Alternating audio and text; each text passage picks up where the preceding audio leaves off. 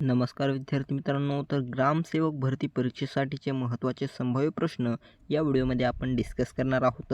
तर बघा, एकूण 25 प्रश्न या व्हिडिओमध्ये आपण पाहणार आहोत आणि अत्यंत महत्त्वाचे हे प्रश्न तुमच्यासाठी असणार आहेत.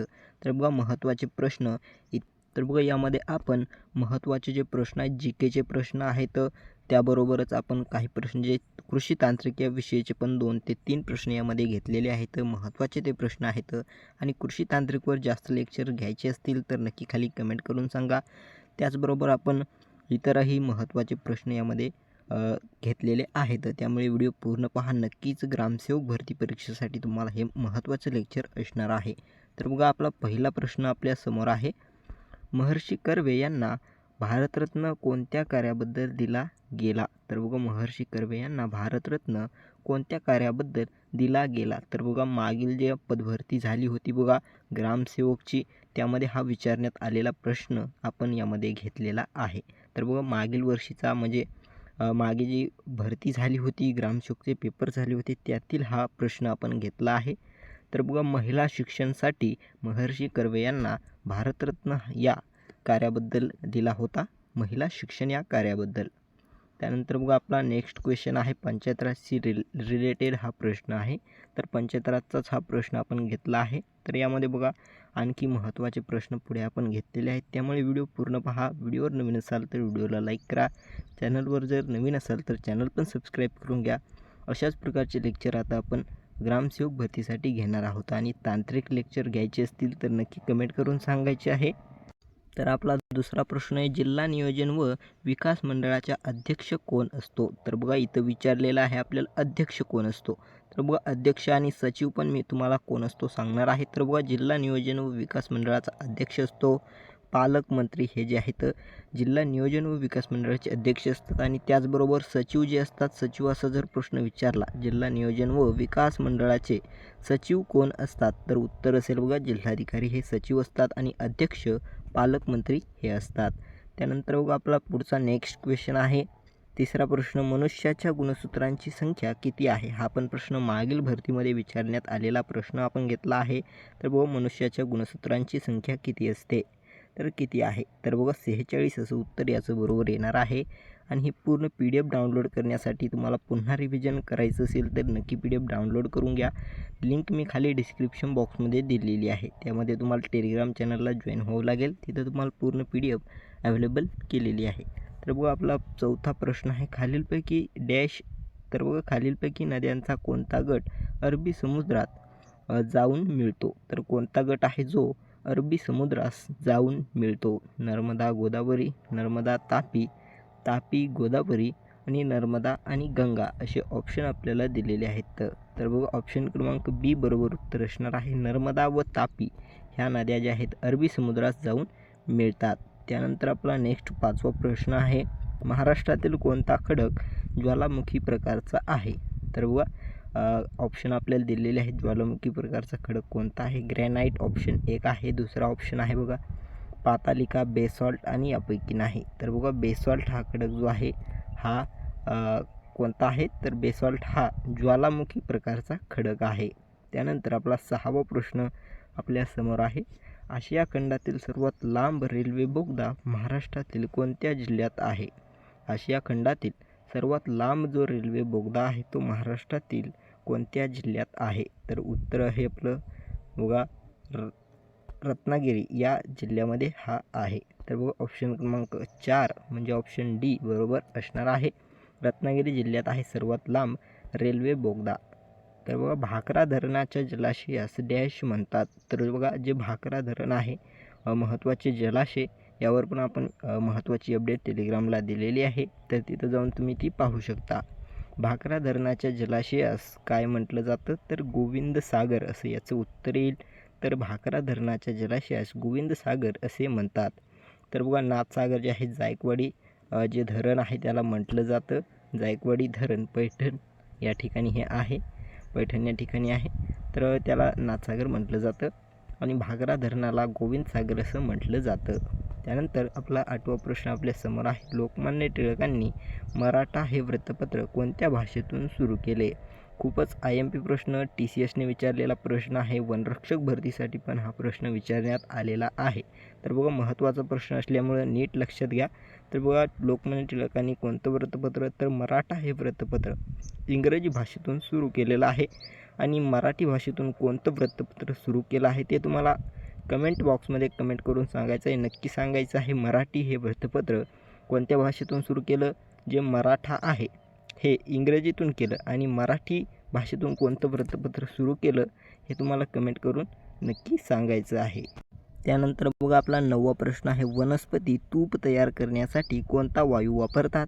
तर वनस्पती तूप तयार करण्यासाठी कोणता वायू वापरतात. तर बघा ऑप्शन क्रमांक 1 हायड्रोजन हा वायू वनस्पती तूप तयार करण्यासाठी वापरतात. त्यानंतर बघा आपला पुढचा 10वा प्रश्न आहे. इंडिया विन्स फ्रीडम या ग्रंथाचे लेखक कोण आहेत. तर बघा इंडिया विन्स फ्रीडम या ग्रंथाचे लेखन कोणी केलेले आहे असा प्रश्न आहे. India wins freedom. तर बघा महत्त्वाचं म्हणजे महत्त्वाचे लेखक आणि त्यांची पुस्तक ग्रंथ यावर खूप प्रश्न जे आहेत विचारले सध्या जात आहेत. TCS पण यावर प्रश्न विचारत असते. तर बघा आत्ताच ग्रुप डीचे पेपर झालेले आहेत त्यामध्ये पण महत्त्वाचे जे प्रसिद्ध पुस्तकं आहेत त्यांचे लेखक आहेत त्यावर प्रश्न 2 ते 3 प्रश्न नेहमी विचारले जातात. त्यामुळं आपण एक लेक्चर घेतलेला आहे बघा 120+ त्यामध्ये आपण लेखकांची नावं आणि प्रसिद्ध पुस्तके पाहिलेली आहेत. तर ते तुम्हाला पाहून घ्यायचं आहे. त्याची लिंक खाली मी डिस्क्रिप्शन बॉक्समध्ये दिलेली आहे. तर व इंडिया विन्स फ्रीडमचे लेखक आहेत मौलाना आझाद. ऑप्शन क्रमांक 1 बरोबर आन्सर आपलं असणार आहे. त्यानंतर आपला 11वा प्रश्न आपल्या समोर आहे. भारतीय राष्ट्रीय काँग्रेसची पहिली महिला अध्यक्ष कोण होती. तर बघा भारतीय राष्ट्रीय काँग्रेसची पहिली महिला अध्यक्ष होत्या एनी बेझंट. ऑप्शन क्रमांक 4 बरोबर आन्सर आपलं असणार आहे एनी बेझंट. त्यानंतर 12वा प्रश्न आहे. मल्लविद्येला उत्तेजन दिल्यामुळे मल्लांचा राजा असे कोणास संबोधले जाते. तर बघा इथं मल्लांचा राजा असे कोणास संबोधले जाते. ज्यांनी मल्लविद्येला उत्तेजन दिलं त्यामुळे. तर बघा उत्तर असेल शाहू महाराजांना ओळखलं जातं. मल्लांचा राजा म्हणून शाहू महाराजांना संबोधलं जातं. त्यानंतर आपला 13वा प्रश्न आहे. महाराष्ट्र राज्यात एकूण किती कृषी हवामान विभाग आहेत. महाराष्ट्र राज्यात किती कृषी हवामान विभाग आहेत. तर उत्तर आहे ऑप्शन 3 म्हणजे C 9 इतके हवामान विभाग आहेत कृषी हवामान विभाग. त्यानंतर आपला 14वा प्रश्न आपल्यासमोर आहे. पिकांना फुटवे येण्यासाठी कोणत्या अन्नद्रव्याची गरज आहे. पिकांना फुटवे येण्यासाठी कोणत्या अन्नद्रव्याची गरज आहे. तर व कृषी तांत्रिक या सब्जेक्टचा आपण हा प्रश्न घेतलेला आहे. आणि याचे आणखी प्रश्न जर घ्यायचे असतील तर तुम्ही कमेंट करून सांगायचं आहे. नक्की यावर आपण एक नवीन लेक्चर घेत जाणार आहोत.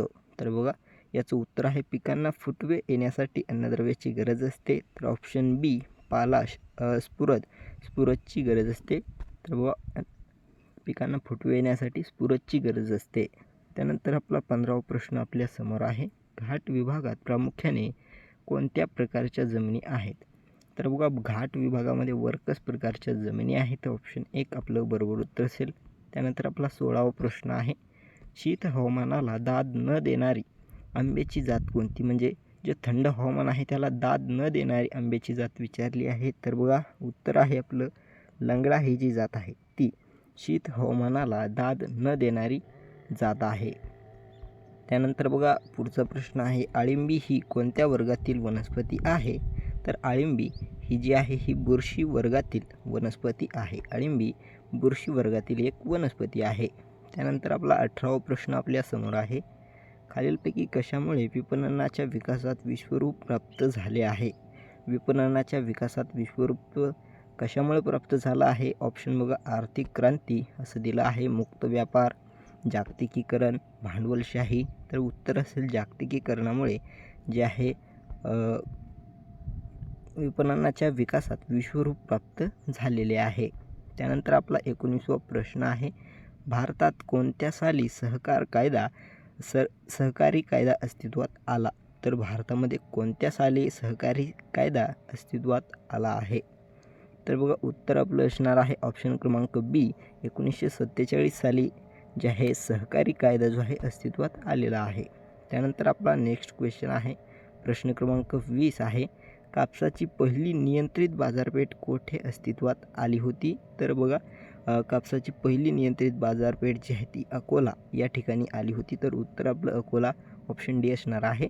तर पूर्ण PDF डाउनलोड करण्यासाठी नक्की टेलिग्राम चॅनल जॉईन व्हा. टेलिग्राम चॅनलची लिंक खाली डिस्क्रिप्शन बॉक्समध्ये ऑलरेडी दिलेली आहेत आणि मागील महत्त्वाचे लेक्चर्स पण तुम्हाला पाहिजे असतील, जे महत्त्वाचे प्रसिद्ध पुस्तके आहेत, लेखक आहेत, त्यांचं पण लेक्चरची लिंक खाली डिस्क्रिप्शन बॉक्समध्ये दिलेली आहे, ती पाहून घ्यायची आहे. तर सहकारी विपणन संस्थांची रचना कोणत्या स्वरूपाची असते? तर सहकारी विपणन संस्थांची जी रचना आहे ती द्विस्तरीय किंवा त्रिस्तरीय ही या प्रकारची असते. द्विस्तरीय आणि त्रिस्तरीय या प्रकारची असते. त्यानंतर बघा आपला पुढचा प्रश्न आहे, ग्रामसेवक प्रशिक्षण केंद्र अंतर्गत चालतात. तर बघा महत्त्वाचा प्रश्न असू शकतो. तर बघा ग्रामसेवक प्रशिक्षण केंद्र अंतर्गत चालतात. तर कशाच्या अंतर्गत चालतात? कृषी विद्यापीठ किंवा विद्यापीठ, महसूल विभाग, जिल्हा परिषदचं कृषी विभाग. तर बघा उत्तर असेल कृषी विद्यापीठांतर्गत जे आहे तर ग्रामसेवक यांचे प्रशिक्षण केंद्र चालत असतात. विद्यापीठ हे ग्रामसेवक प्रशिक्षण केंद्र अंतर्गत चालतात, तर कृषी विद्यापीठांतर्गत चालतात. त्यानंतर तर बघा पूर्ण प्रश्न आपण पाहिलेले आहेत. तर व्हिडिओ आवडला असेल तर व्हिडिओला नक्की लाईक करा. चॅनलवर नवीन असेल तर चॅनलला पण सबस्क्राईब करून घ्या. टेलिग्राम चॅनलला जॉईन होऊन PDF पूर्ण डाउनलोड करा. पुन्हा एकदा रिव्हिजन करा आणि या अगोदरच्या पण PDF तुम्हाला तिथे मिळतील आणि यानंतरच्या पण सर्व PDF तुम्हाला टेलिग्राम चॅनलला मिळणार आहेत. त्यासाठी टेलिग्रामला नक्की जॉईन व्हा. धन्यवाद. जय हिंद, जय महाराष्ट्र.